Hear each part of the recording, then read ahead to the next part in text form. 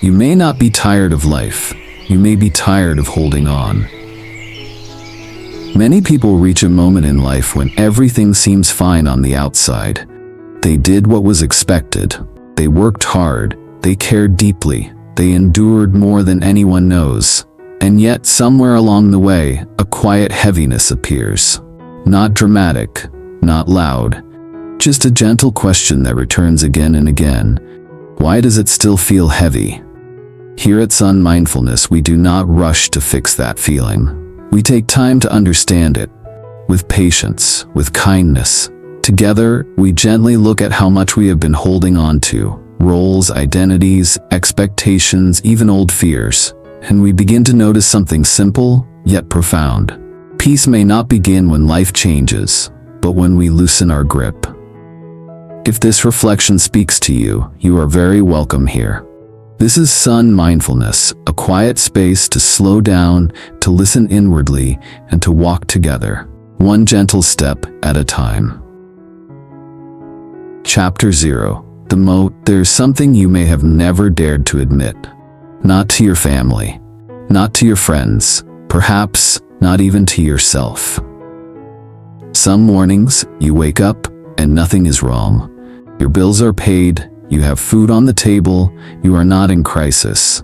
And yet, the excitement you once felt is gone. You sit on the edge of the bed, looking at the day ahead, and there is no fire in your chest anymore. No curiosity, no deep joy, just a quiet heaviness. Have you ever felt that?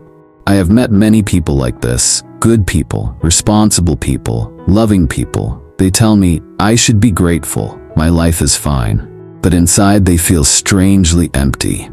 Not sad enough to cry, not broken enough to ask for help, just tired. A man once told me, quietly, I worked my whole life to build this life. Now that I have it, I don't know who I am inside it. Maybe you know that feeling. It often comes later in life, when the roles that once defined us begin to loosen. The job is no longer the center. The children grow independent. The body no longer listens the way it used to. And a subtle fear appears, a fear we rarely put into words. If I let go of all this, if I stop holding so tightly to who I was, what I built, what I'm known for, what is left of me? That question can feel terrifying. So instead, we keep holding on. We hold on to routines, we hold on to old identities. We hold on to relationships, expectations, even old wounds. Not because they make us happy, but because they make us feel real.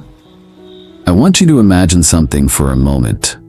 Imagine holding an object in your hand for a very long time. At first it feels secure. Then it feels familiar. Eventually, it feels heavy. Not because the object changed, but because your hand never rested. Perhaps the exhaustion you feel is not from life itself. Perhaps it comes from the constant effort of holding on. And maybe, just maybe, the thing you are gripping the tightest is the very thing that is making you tired. I leave you with this thought today. Perhaps what you are holding on to is not what is keeping you alive, but what is slowly wearing you down.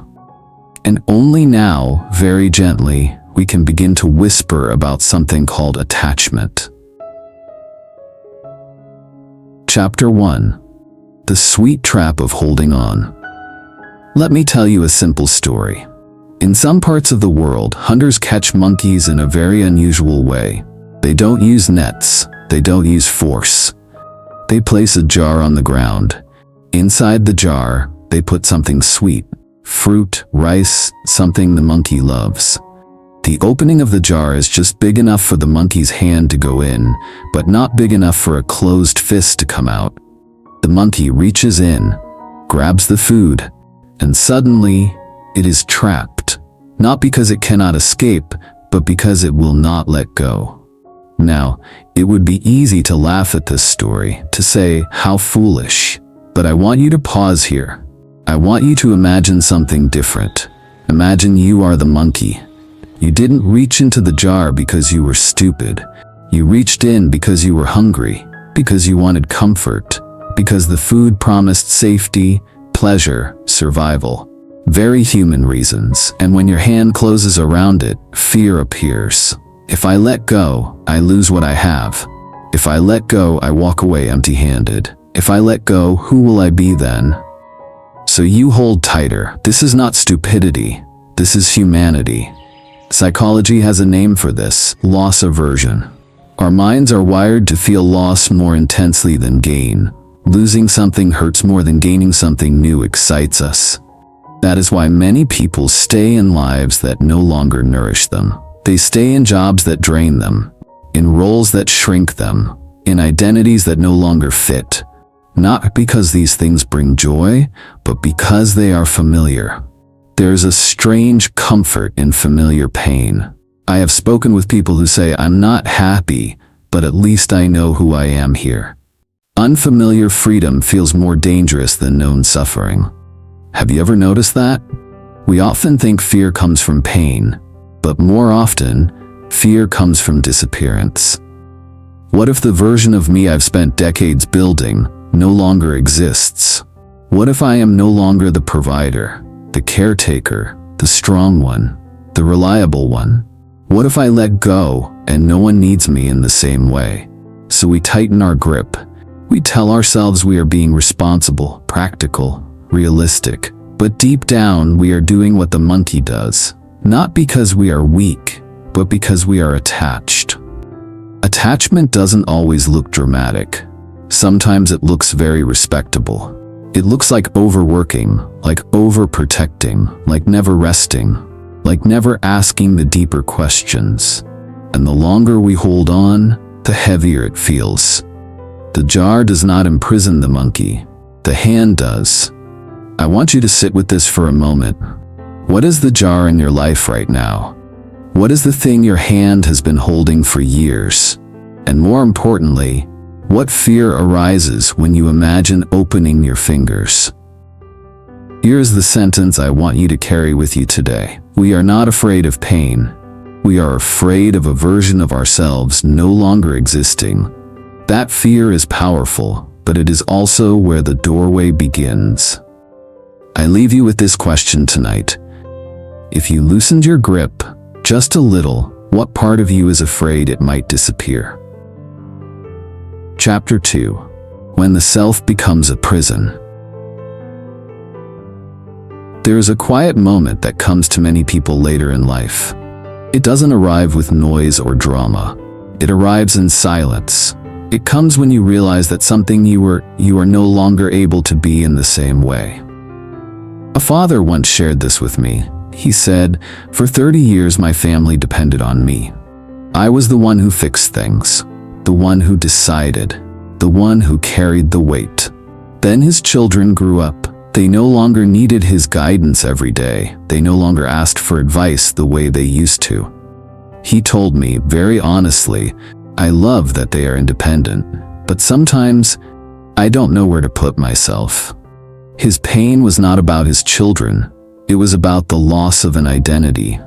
I have heard similar words from mothers, women who gave their entire lives to caring, nurturing, holding everything together.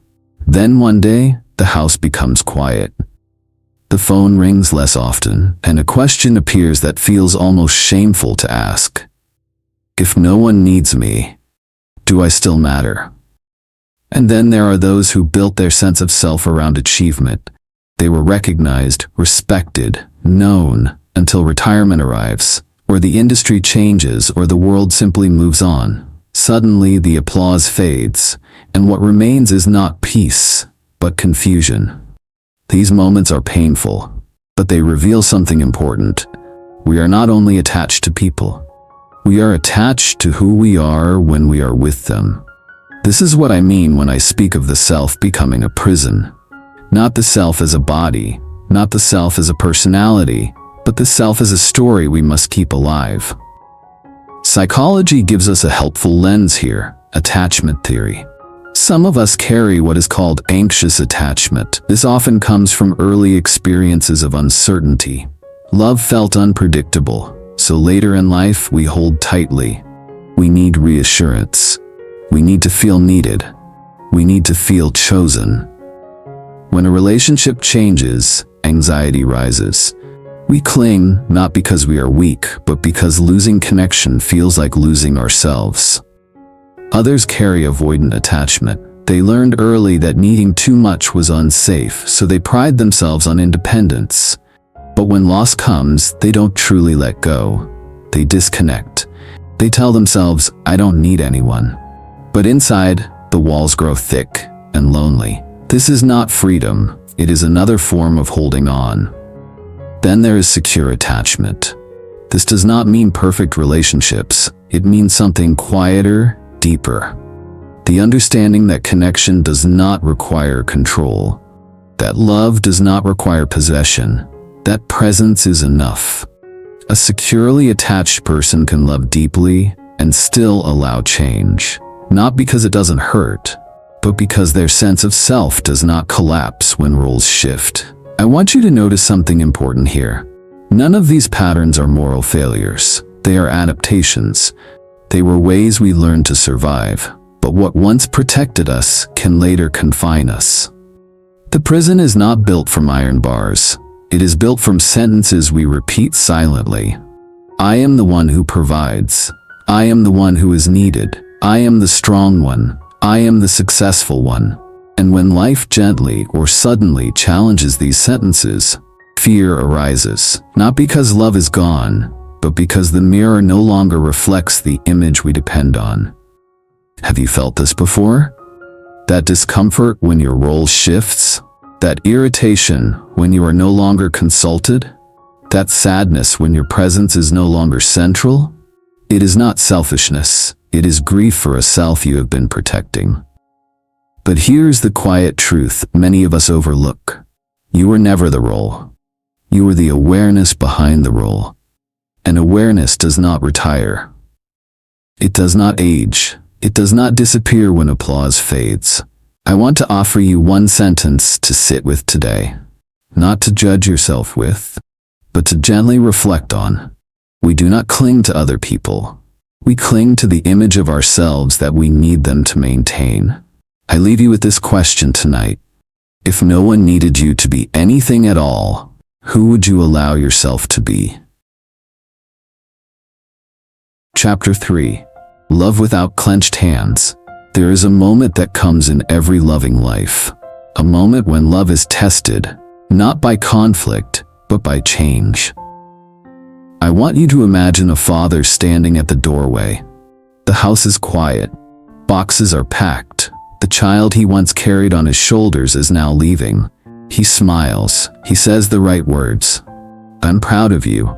But inside, something tightens. Not because he does not love his child, but because love is being asked to change its shape. For many years, love meant guiding, protecting, being needed. Now love must learn how to stand back. This is where attachment often disguises itself as care. Another scene, a woman looks at the man she married decades ago. He is still kind, still present, but he is not the same man. His interests have shifted, his energy is different, the conversations feel unfamiliar, and a quiet fear arises. If he changes, will I still belong? So she watches closely, she worries, she corrects, she holds on, not because she wants control, but because losing the familiar version of him feels like losing home. And then there's a quieter, more intimate scene. An older person sits alone in the morning. The body feels slower today, stiffer, less reliable. The hands that once worked tirelessly now tremble slightly, and a thought appears uninvited.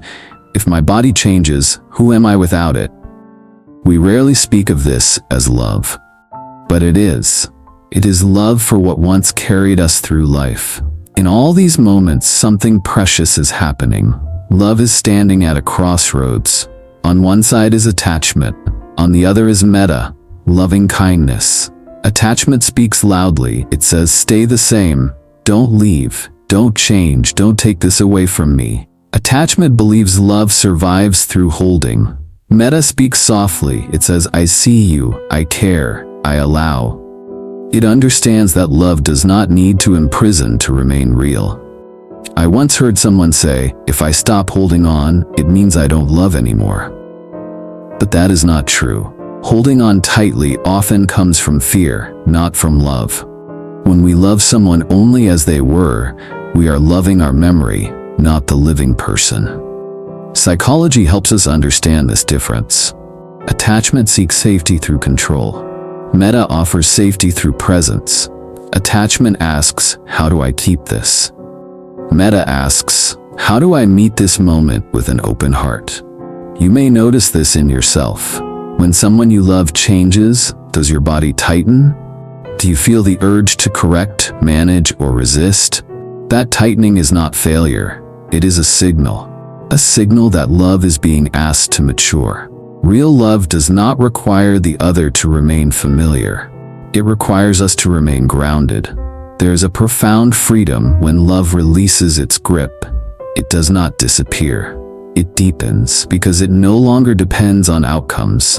I want to offer you a sentence to sit with, perhaps the most important one in this chapter. True love does not say, "Don't leave me." It whispers, "Wherever you go, I remain at peace."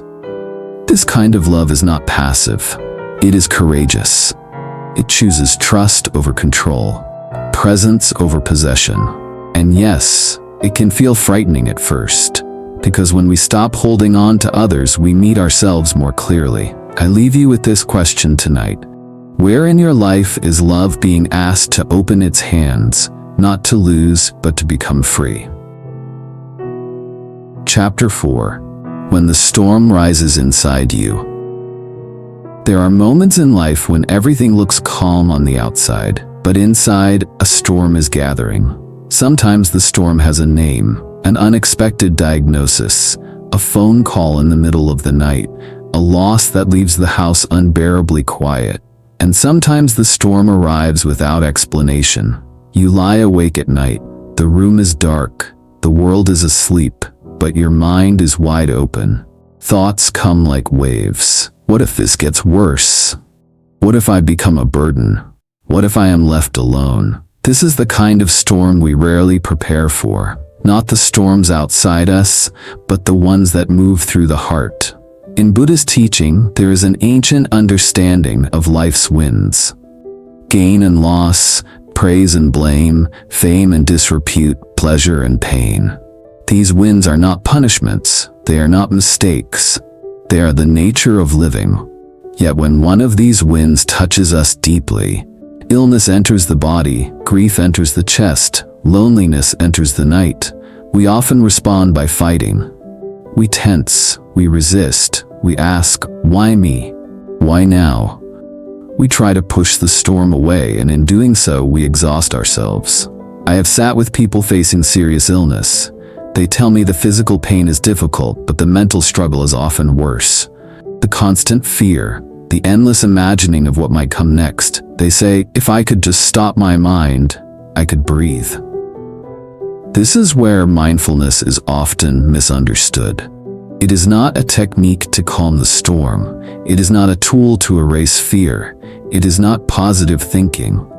Mindfulness is a posture, a way of standing or sitting inside whatever is happening.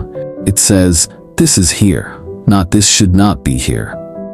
I once spoke with an older man who lived alone after losing his partner. He said the nights were the hardest. During the day he could manage, but at night, the silence felt unbearable. He tried distracting himself, keeping the television on, staying busy. Nothing worked. One evening, exhausted, he stopped trying to escape the loneliness.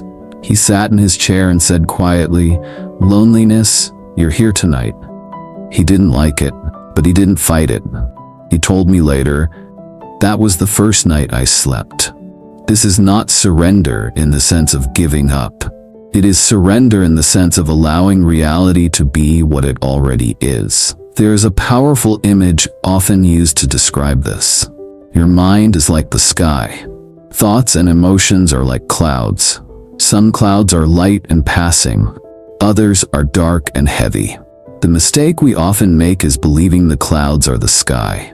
Or worse, believing the sky must become clear in order to be acceptable. But here's the truth. The sky does not fight clouds. It does not chase them away. It does not panic when they appear. It allows them to pass. The sky remains vast, even when storms move through it. This does not mean pain disappears. It means pain is no longer multiplied by resistance. When illness arises, mindfulness says, "This body is hurting and I am still here." When grief arises, mindfulness says, "This heart is breaking and I am still breathing." When loneliness arises, mindfulness says, "This ache is present and it does not define me." This posture takes courage. It asks us to stay when every instinct says, "Run." But something remarkable happens when we stop resisting the storm. We discover that we are not as fragile as we thought. The storm moves. The clouds change. The sky remains. I want to leave you with this image tonight. The next time something heavy rises within you, fear, sadness, uncertainty, see if you can soften your stance. Not to make it go away, but to make room for it. And remember this, the sky does not try to become blue. It simply does not resist the clouds. I leave you with this question: what might change if instead of fighting the storm inside you, you allowed yourself to become the sky? Chapter 5. Freedom without becoming anyone. There's a quiet misunderstanding about freedom that many of us carry for most of our lives. We believe freedom is something we arrive at after we fix ourselves, after we resolve our fears, after life finally becomes the way we think it should be. But later in life, many people discover something humbling. They did everything they were supposed to do. They worked hard, they loved sincerely, they endured. And still, there is a sense that something essential has been missed. This is where I want to offer you a different image. You've probably seen a lotus flower before. It rises from muddy water. Its petals are clean, untouched, quietly beautiful. We often say, the lotus escapes the mud. But that is not true. The lotus does not fight the mud. It does not reject it. It does not rush to get away from it. The lotus grows because of the mud. The mud is not an obstacle. It is the condition. The lotus does not try to become something extraordinary. It simply expresses what it already is. I find this deeply comforting, because many of us spend our lives trying to escape our own mud. Our past mistakes, our regrets, our limitations, our aging bodies, our unfinished stories. We tell ourselves, when I become better, calmer, wiser, then I will be at peace. But peace does not come from becoming someone else. It comes from no longer arguing with who you are right now. I have met people who thought freedom meant detachment from life. They tried to withdraw, to numb themselves, to stop caring. But that is not freedom. That is fear wearing spiritual clothing. True freedom is not distance from life. It is intimacy without grasping. It is the ability to say, this is my life, imperfect, changing, uncertain, and I can meet it with openness. When we stop trying to become a better version of ourselves, something surprising happens. We soften. We no longer need to prove anything. We no longer need to maintain an image. We no longer need to add achievements, roles, or identities to feel complete. This is often difficult for people who have spent decades being someone. The responsible one, the strong one, the capable one. Letting go of becoming can feel like falling into nothingness. But what we discover instead is space, a quiet, gentle space where life can move freely. Freedom is not found in perfection. It is found in permission. Permission to be tired, permission to change, permission to not have answers, permission to rest inside uncertainty. This kind of freedom is not dramatic. It does not announce itself. It feels like relief. A deep exhale you didn't realize you were holding. And this is where letting go reveals its true meaning. Letting go is not loss. It is subtraction of unnecessary effort. Effort spent holding identities together. Effort spent defending old versions of ourselves. Effort spent fearing who we might be without our stories. When that effort drops, what remains is not emptiness. What remains is presence. I want to leave you with the central truth of this journey, not as a teaching to memorize, but as something to feel in your own life. Letting go is not losing. Letting go is no longer needing anything extra in order to be yourself. You do not need to escape the mud of your life. You do not need to fix every imperfection. You do not need to become someone new. Like the lotus, you are allowed to bloom where you are. I leave you with this final question to carry with you. If you stop trying to become anything at all, what quiet freedom might already be waiting for you? Conclusion. Before we part today, I invite you to pause, just for a moment. Not to change anything, not to understand everything, just to notice how gently life is asking you to soften your grip. Perhaps letting go does not mean giving something up. Perhaps it means seeing clearly what you have been holding so tightly. Not to judge yourself, not to force release, but simply to stay with the feeling, without fixing it, without escaping it. You may discover something quiet and unexpected. Freedom may not be waiting somewhere ahead of you. It may be here already, in the exact moment you stop holding so hard. Thank you for spending this time with me and for listening with an open heart. If these reflections resonate with you, you are warmly welcome to subscribe and walk this path with us at Son.Mindfulness, at your own pace, in your own way. May you be well. May you be at peace, and may your days be filled with gentle clarity.